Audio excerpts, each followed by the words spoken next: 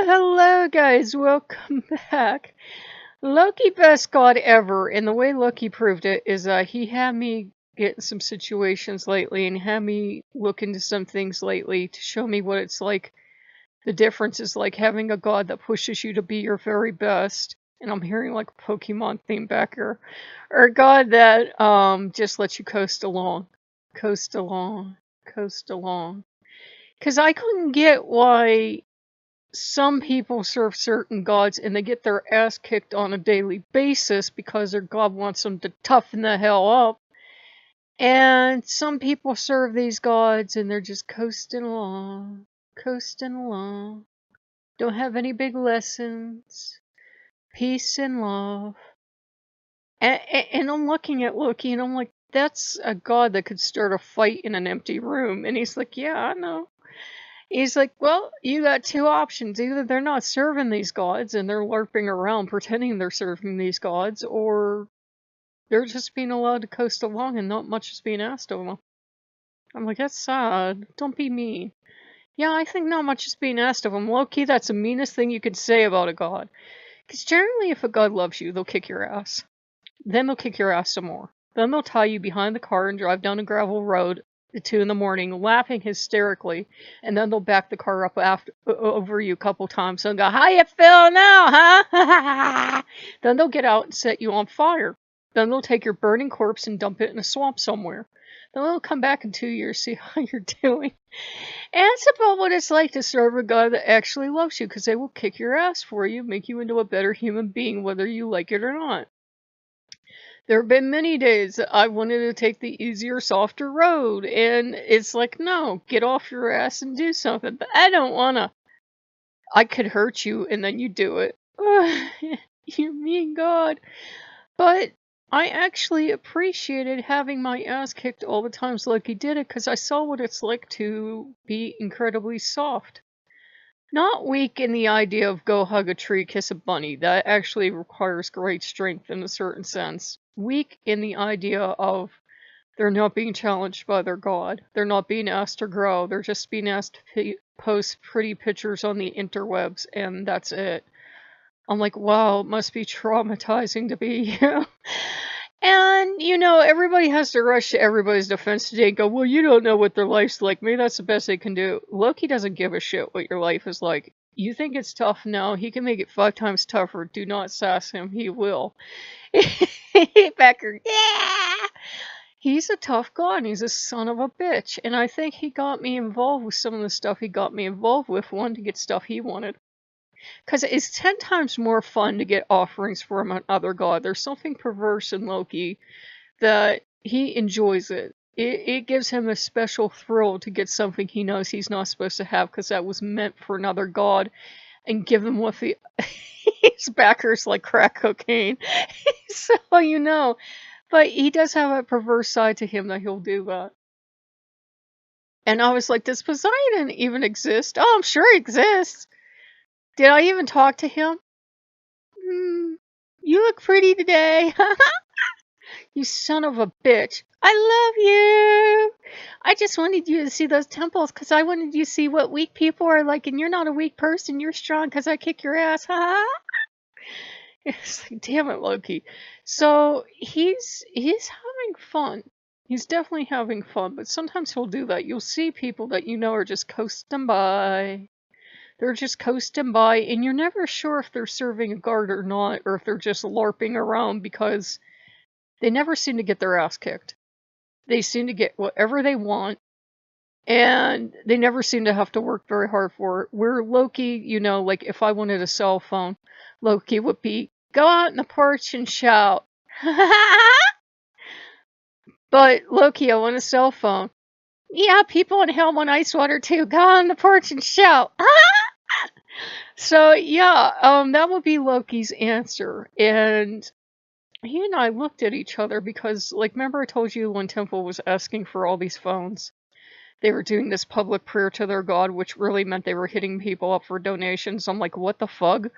I'm not giving you a donation for a phone, dear. If you want it, you have to go out and earn it.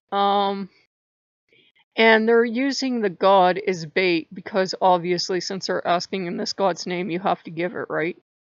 Nope. Ask Jesus how many donations he gets. 0. People come up to me, Jesus wants this money. Really? Really? Jesus can go work at McDonald's, what Jesus can do. And Jesus laughs hysterically. I'm like, Jesus can go out and get a job. How's that sound? Now, I'm not saying you shouldn't help worthwhile charities. You should. But when you know people are just using a god's name to get money out of you, and it's not for anything legitimate, it's for something they want for personal gratification, that's when you should be suspicious. There are awful, and no end of religious organizations that take advantage of people. Mega churches that will sell you magic cloths. Fake fortune tellers and psychics, fake temples, fake whatever. There are tons of phonies out there.